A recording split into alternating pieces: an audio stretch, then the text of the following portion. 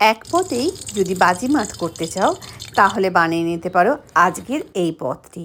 তার জন্য একটা বাটিতে বেসন নিয়ে নিতে হবে পরিমাণ মতো। এখানে আমি 4 চামচ মতো বেসন আর 2 চামচ মতো চালের গুঁড়ো নিয়েছি। নিয়েছি হলো হলুদ গুঁড়ো, লঙ্কা গুঁড়ো আর কালো জিরে।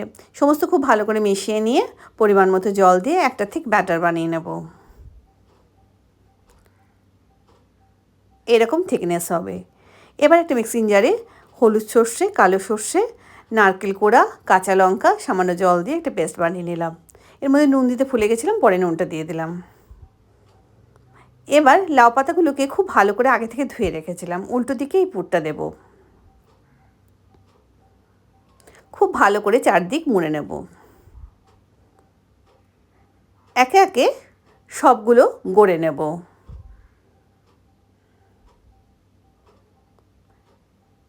এবার বেসনের গোলায় এগুলোকে ডুবিয়ে নেব। কড়াইতে সর্ষের তেল গরম করে দিয়েছিলাম। এবার এটাকে এপিট ওপিট লাল লাল করে ভেজে নেব।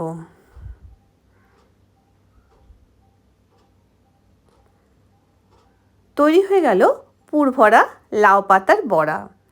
গরম গরম ভাত, ডাল আর এই পুর ভরা লাউ পাতার বড়া হলে গরমে দুপুরের কিচ্ছুটি লাগবে না।